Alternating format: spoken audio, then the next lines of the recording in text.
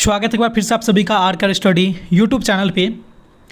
जैसा कि आप सबों को पता है कि हम लोग गणित को एकदम बेसिक से पढ़ना स्टार्ट किए हैं, तो इसी के अकॉर्डिंग हम लोग आज इस वीडियो के माध्यम से दशमलव का घटाव बनाना सीखेंगे। यानी कि दशमलव का घटाव बनाना बहुत ही आसान है, लेकिन बहुत से लोग इसमें कन्फ्यूज रहते हैं कि इसको कैसे घटाया जाए, गलतियां करते हैं। तो आज के इस वीडियो में आप इन सारी चीज़ों को सीखने वाले हैं। तो चलिए सबसे पहले हम लोग चर्चा करेंगे कि इस वीडियो में आप किन किन चीज़ों को सीखेंगे। तो आप लोग सीखेंगे वही दशमलव का घटाव कैसे बनाया जाता है। एकदम सिंपल से एक ही चीज़ आप लोग सीखेंगे, दशमलव का घटाव कैसे बनाएंगे। बहुत ही आसानी तरीके से मैं आपको इन सारी चीज़ों को समझाऊंगा और आई होप कि आपको ये वीडियो देखने के बाद आपको दशमलव के घटाव में कहीं पर भी कोई समस्या नहीं आने वाली है। तो चलिए हम इसके लिए एक एग्जाम्पल लेते हैं कि संख्या लेते हैं उसको घटाने के लिए, और उसके माध्यम से हम लोग समझेंगे कि दशमलव का घटाव हम लोग कैसे बनाते हैं। एक यहाँ पर हम लोगों ने एक संख्या ले लिया कि 54.11 को में से घटाना है 21.11 को। इसको हम लोग किस फॉर्म में लिखेंगे? हम लोग उसी फॉर्म में लिखेंगे जैसे हम लोगों ने दशमलव का जोड़ बनाना स्टार्ट किया था। तो बस एक ही चीज़ आपको यहाँ पर ध्यान रखने योग्य बातें हैं कि जो दशमलव है, दशमलव के सामने आप दशमलव को रख दीजिए,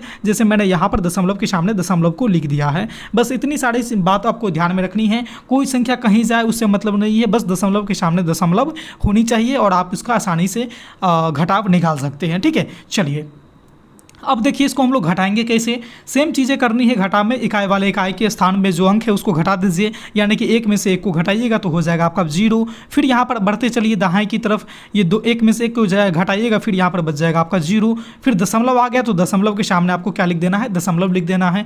फिर घटाते चलिए आगे की तरफ, 4 में से 1 को घटाइए, फिर बच जाएगा यहाँ पर 3। फिर आगे बढ़िए, 5 में से 2 को घटाइए, ये बच जाएगा आपका 3। यानी कि आपका 33.00 कहे तो सिर्फ 33 भी कह सकते हैं, क्योंकि दशमलव के बाद अगर सिर्फ 00 है तो उसका वैल्यू नहीं रहती है। तो इस तरह से आपका जो इसका सही आंसर होगा वो हो जाएगा 33। दूसरे क्वेश्चन की तरफ बढ़ते हैं। दूसरा क्वेश्चन है आपका कुछ इस तरह से कि 54.5 में से घटाना है आपको 21.33 को। यहाँ पर देखिए कि एक संख्या जो है वह आपका ऊपर में दशमलव के बाद एक ही अंक है और नीचे में देखिए कि दशमलव के बाद 2 अंक है। तो यहाँ पर लोग गलतियाँ करते हैं। गलतियाँ क्या करते हैं कि उनको अब यहाँ पर समझ में नहीं आएगी कि हम लोग अब कैसे लिखेंगे, क्योंकि उनको तो सबसे पहली बात वो लोग समझ गए हैं कि दशमलव के सामने दशमलव ही लिखना है। तो जैसे ही दशमलव के सामने आप दशमलव करेंगे तो एक तरफ देखिएगा कि एक ही अंक ऊपर में बचेंगे और यहाँ देखेंगे 2 अंक बचेंगे। तो इसके लिए मैं आपको एक चीज़ बताया था कि जोड़ हो या फिर आपका घटाव हो, जहाँ कहीं भी आपको अंक कम रही है तो वहाँ अपने मर्जी से आप क्या बैठा सकते हैं? 0 बैठा सकते हैं। ठीक है, क्या बैठा सकते हैं? शून्य को वहाँ पर ला के रख दे सकते हैं। तो इसीलिए मैं यहाँ पर 5 के सामने एक शून्य यहाँ पर रख दिया। मैंने इसको रखा इसलिए मैं इसका कलर थोड़ा सा रेड कर दिया हूँ, ताकि आप लोग को यहाँ पर पता चले कि क्वेश्चन में ये शून्य था नहीं। हम लोगों ने अपनी सुरक्षा के लिए सॉल्व करने के लिए यहाँ पर शून्य को रखा है। अब यहाँ पर हम लोग सिंपली गणित का जो हम लोग का घटाव का प्रोसेस है उसको करेंगे। इकाई वाले स्थान के साथ इकाई वाले अंक को घटाइए। जैसे 0 में से 3 को नहीं घटाएगा तो फिर यहाँ पर ये क्या है? 5 लेगा 5 से, तो ये बन जाएगा 10, और 10 में से 3 को घटाइएगा तो बचेगा कितना? आपका 7 बचेगा। अब यहाँ पर ये 5 है वो 4 बनेगा, क्योंकि एक इन्होंने 5 दिया था 0 को, तो अब ये 4 है तो 4 में से 3 को घटाइए, बच जाएगा आपका 1। फिर दशमलव आ गया तो दशमलव के सामने दशमलव रख ही दीजिए। फिर यहाँ पर 4 में से 1 को घटाइए, बचेगा आपका 3, और फिर यहाँ पर देखिए अंत में 5 में से 2 को घटाइएगा, बचेगा आपका 3। यानी कि यहाँ पर आपने देखा कि जहाँ पर भी संख्या कम रही है वहाँ पर आप ऑटोमेटिक अपने मन से किसी से बिना पूछे समझे आप डायरेक्ट वहाँ पर शून्य लगा सकते हैं और उसके बाद सॉल्व कीजिएगा। आपका कहीं पर भी कोई गलतियाँ नहीं होने वाली है। बहुत से बच्चे आज भी कन्फ्यूज है तो ये छोटा सा सवाल बच्चों लेवल का, लेकिन बड़े बड़े लोग भी इस सवाल में कन्फ्यूज रहते हैं कि कब यहाँ पर शून्य लगाना है, कब नहीं लगाना है। तो 2 टाइप के यहाँ पर क्वेश्चन को आपने देखा। तीसरे टाइप के क्वेश्चन की तरफ हम लोग बढ़ते हैं। देखिए तीसरे टाइप के क्वेश्चन में ये है कि ऊपर में तो संख्या है दशमलव के बाद 2, लेकिन नीचे में 1 ही है। देखिए सपोज कीजिएगा कि यहाँ पर मैं 2 अंकों की संख्या ले रहा हूँ, जैसे 54.11 है, कहीं यहाँ पर मान लीजिए और भी ज़्यादा रह सकता है, 4-5 भी रह सकता है, तो सब में यही चीज़ें काम करेगी। ठीक है, ऐसा नहीं कि सिर्फ 2 अंकों के लिए ही है, समझिएगा इस चीज़ों को। तो यहाँ पर भी आपको क्या है कि 3 के सामने अपने मन से 0 बैठा सकते हैं, कोई हर्ज नहीं है। चलिए मैंने यहाँ पर बैठा दिया। अब देखिए ऊपर और नीचे दशमलव के बाद अंकों की संख्या बराबर हो गई। आप लोग कहेंगे बिल्कुल बराबर हो गई। अब हम लोग सिंपली जो घटाव का प्रोसेस है उसको करते हैं। 1 में से 0 को घटाइएगा तो आपका कितना बचेगा?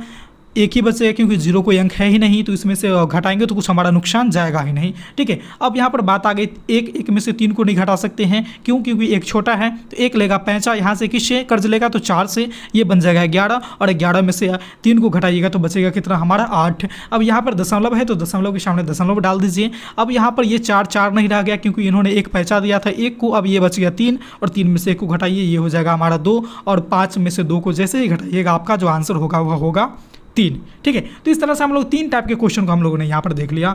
ठीक है, चौथे टाइप के क्वेश्चन को देखिए, इसको समझ लीजिए, ये बहुत ज़रूरी है आपके खास करके जो कम्पिटेटिव लेवल की एग्जाम होती है, इसमें इस तरह के क्वेश्चन ज़्यादा आते हैं, जैसे सीटेट हो गए, स्टेट हो गए, यूपी टेट हो गए, इस तरह की चीज़ें। ठीक है, जैसे कि यहाँ पर आपको बताया गया कि एक में से आप 0.50 को कैसे घटाइएगा, यानी कि आपके पास सपोज कि 1 रुपया है और उसमें से आपको कोई 8 आना, यानी कि आधा रुपया कहने का मतलब है कि 0.50 पैसा आपसे कोई मांग लिया, तो आपके पास कितने पैसे बचेंगे, ये चीज़ें यहाँ पर पूछा जा रहा है। तो चलिए सिंपली हम लोग यहाँ पर वही चीज़ें लिखेंगे।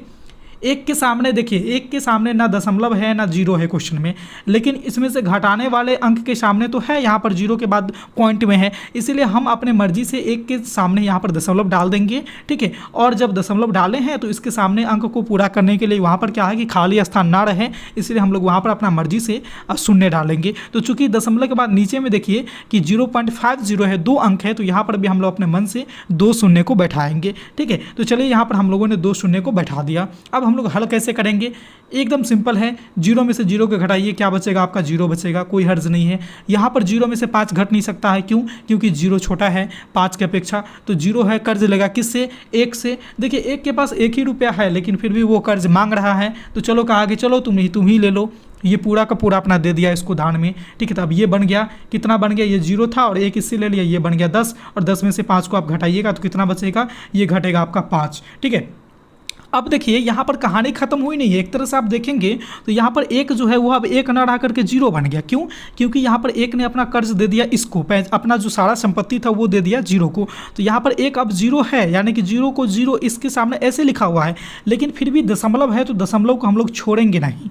ठीक है, दशमलव को हम लोग छोड़ेंगे नहीं, दशमलव तक हम लोग जाएंगे, यानी कि यहाँ पर 0.5 के बाद हम लोग दशमलव देंगे। अब यहाँ पर आप 0 लिखेंगे भी फिर भी आपका वही मतलब है, 0 नहीं भी लिखेंगे फिर भी आपका कोई मतलब नहीं बनता है, लेकिन यहाँ पर जो है अब आपका जो है दशमलव देना अनिवार्य है, और इसमें से देखिएगा कि 0 में से 0 घटाइए, 0 ही बचेगा। ठीक है, नहीं भी 0 लिखेंगे फिर भी आपका आंसर गलत होने वाला नहीं है। तो इस तरह से आप देखेंगे कि 1 में से अगर 0.50 को घटाया जाता है तो आपका जो आंसर है वह कितना बचेगा, 0.50 ही बचेगा। ठीक है, तो इस तरह से आपका चारों तरह के जो संभावित क्वेश्चन बन सकते थे दशमलव के घटाव में, मैंने सारे तरह के क्वेश्चन करवा दिया, और आई होप कि आपको ये सारे क्वेश्चन समझ में आ गए होंगे। घटाव बनाना आपको आसान भी लगा होगा और समझ में गए होंगे।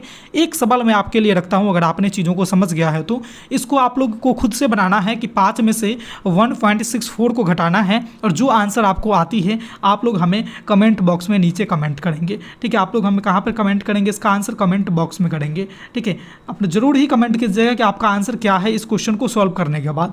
जो भी आंसर है आप लोग कमेंट के माध्यम से मुझे बताइएगा। तो इस वीडियो में आपने गणित में जो है आपका घटाव, जो दशमलव का घटाव है उसको निकालना सीखा। आई होप कि आपको ये सारे टॉपिक बहुत ही अच्छे से समझ में आ गई होगी, किसी तरह की कोई समस्या नहीं होनी चाहिए। अगर समस्या है तो आप लोग हमें कमेंट के माध्यम से जरूर बताइएगा, मैं उन चीज़ों को दूर करने का पूरा प्रयास करूँगा। अगर आप हमारे चैनल पर पहली बार आए हैं तो चैनल को सब्सक्राइब कर लीजिए, और साथ ही साथ बेल वाले आइकन को इसलिए प्रेस कर लीजिए कि जब कभी भी इस तरह के रोचक, महत्वपूर्ण और उपयोगी वीडियो मैं अपलोड करूँ तो उसका नोटिफिकेशन आप तक सबसे पहले पहुंच जाए। तो इस वीडियो में बस इतना ही था, फिर मिलते हैं अगले वीडियो में नए टॉपिक के साथ। तब तक ले देखते रहिए हमारे चैनल RK स्टडी को। धन्यवाद।